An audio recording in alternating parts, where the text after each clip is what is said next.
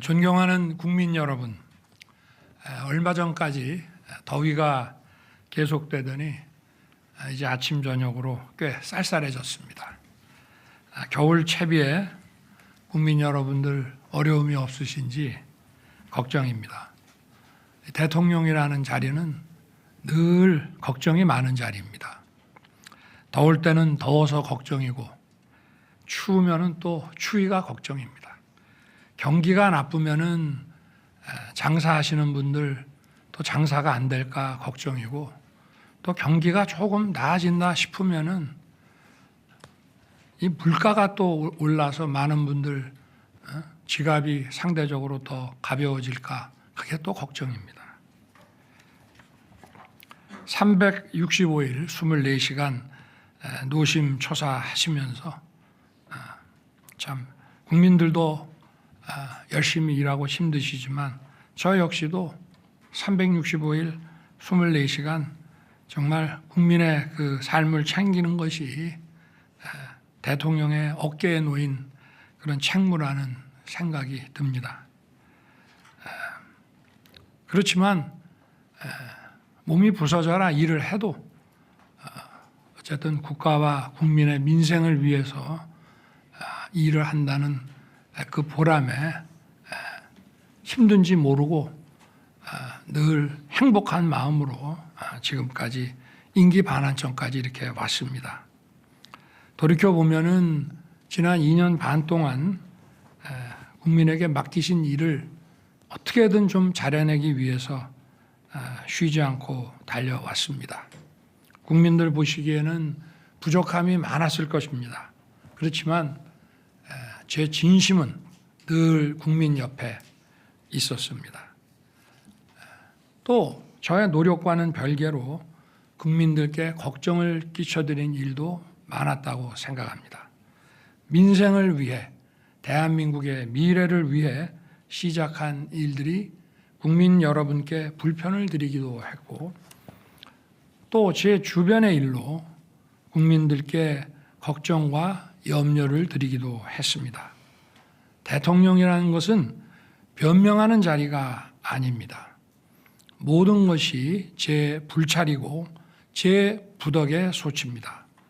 국민 여러분께 먼저 죄송하다는 말씀, 진심 어린 사과의 말씀부터 드리고, 그리고 이 국정브리핑을 진행하겠습니다.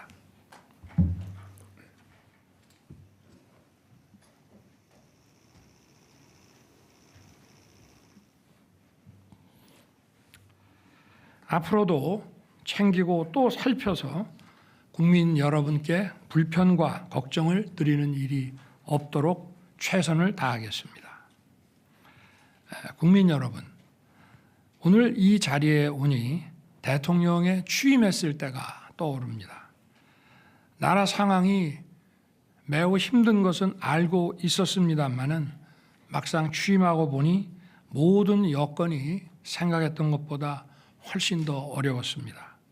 팬데믹의 여파는 아직 끝나지 않고 지속되고 있었고, 이러한 가운데 러시아가 우크라이나를 침공했습니다.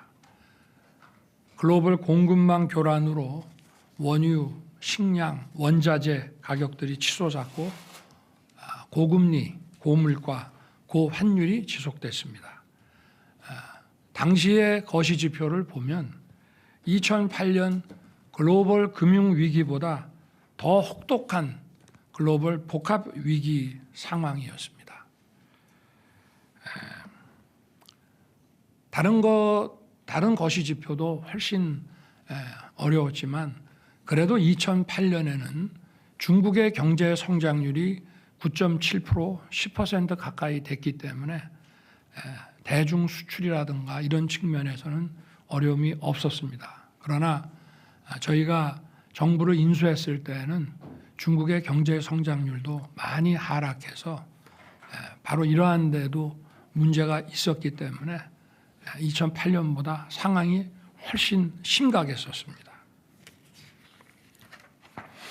국민들의 어려운 삶을 보면서 정말 마음이 아프고 이걸 어떻게든지 빨리 타개하려고 최선을 정부 관계자들과 함께 정말 최선을 다했습니다. 이런 분들도 있었습니다. 우리 국무위원 중에는 경제에 정통하신 분인데 이거 자칫하다가 이거 나라 망한다. 정말 정신 똑바로 차려야 된다. 그런 얘기들을 국무회의에서도 많이 했습니다. 과연 정부가 이 총체적 난국을 헤쳐나갈 수 있을지 절박한 심정이었고 밤잠을 설친 날이 많았습니다. 이런 하나하나 잘못된 점을 바로 잡으면서 위기 극복에 온 힘을 쏟았습니다.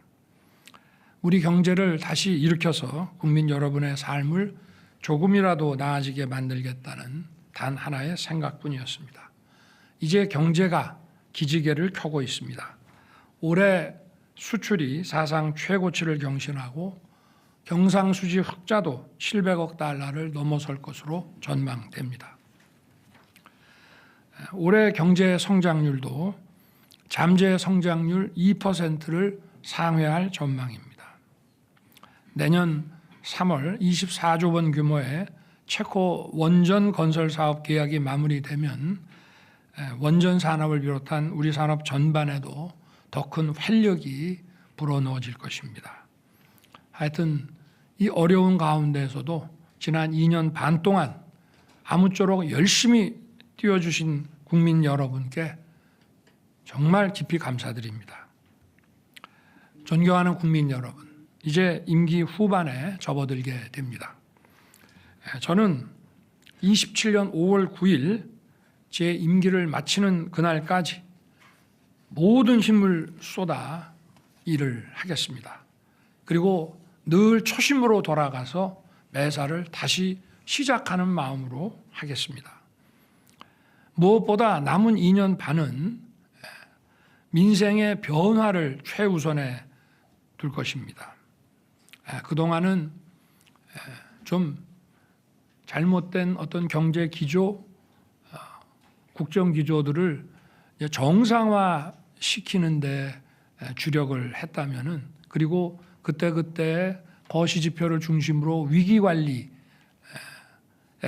중점을 뒀다면 남은 2년 반은 이제 민생의 변화, 국민들께서 이러한 기조 변화에 따른 어떤 혜택을 더 체감하실 수 있게 그런 실질적인 변화에 역량을 집중시키겠다는 말씀입니다. 물가와 주택시장을 더욱 안정시켜서 일단 가장 근본적인 생계비 부담을 줄이겠습니다. 그린벨트 해제, 또 재건축 활성화 등을 통해서 국민이 원하는 곳에 더 많은 주택을 공급하겠습니다. 소상공인, 자영업자들을 위한 금융지원과 재기지원 프로그램도 맞춤형으로 더 확대하겠습니다. 무엇보다 청년들이 마음껏 꿈을 펼칠 수 있도록 장학금도 확대하고 일자리도 늘리겠습니다.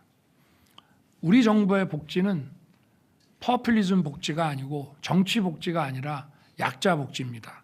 약자 복지를 지속적으로 더 확대하고 노인과 장애인을 위한 서비스 복지의 수혜 대상도 지속적으로 늘려 나가겠습니다. 또 서민들과 취약계층, 사회적 약자의 삶을 파괴하는 범죄에는 무관용으로 강력 대응하고 국민의 일상을 안전하게 지키겠습니다. 새롭게 들어설 워싱턴의 신행정부와 완벽한 한미 안보 태세를 구축해서 우리의 자유와 평화를 튼튼하게 지킬 것입니다. 한미동맹의 안보, 경제, 첨단 기술 협력을 더욱 고도화해서 우리 청년과 기업이 뛰일 수 있는 세계 운동장을 더 넓히겠습니다. 그리고 우리 경제의 역동성을 높이는 데에도 박차를 가하겠습니다. 반도체 산업을 비롯해서 AI, 첨단 바이오, 퀀텀 등 신성장 동력을 계속 적극 발굴하고 육성해서 정책 지원도 강화하고 우리 미래를 위한 준비에 내실을 기하겠습니다. 원전 생태계의 완전한 복원도 계속 적극 추진할 것입니다. 국민 여러분, 연금, 의료, 노동, 교육개혁과 인구 위기를 극복하는 저출생을 위한 개혁, 즉 4+1 개혁은 민생과 직결된 겁니다. 또 우리의 미래를 지키는 것입니다. 과잉 경쟁이 해소돼야 됩니다. 불필요한 경쟁이라고 하는 것은 우리의 어떤 총 그 후생을 증가시키기 위해서 필요하고 유효한 범위 내에서 이루어져야 하는 것인데, 불필요한 과잉 경쟁은 우리 경제 사회에 독이 됩니다. 그리고 이러한 과잉 경쟁은 또 수도권 집중화를 초래합니다. 과잉 경쟁을 해소하고 살기 좋은 지방 시대를 열어서 인구 위기의 근본적인 해결책을 찾아 나가겠습니다. 의료 개혁은 국민들께서 걱정하지 않으시도록 차분하고 꼼꼼하게 추진해 나가겠습니다. 연금 개혁은 단일 개혁안을 정말 오랜만에 우리 정부 들어서 국회에 제출을 했습니다. 작년에는 무려 약 5,600조 규모의 가장 방대한 여론조사 FGI 수리 분석을 통해서 국회가 결정할 수 있는 단계로 만들어서 보냈고, 이번 22대에 들어와서는 우리가 아예 국회 논의 시간 더 단축시키기 위해서 정부 단일 개혁안을 보내드렸기 때문에 조속한 논의가 이루어져서 이것이 개혁안이 정말 사회적 대합의를 거쳐서 조속히 마무리되기를 기대합니다.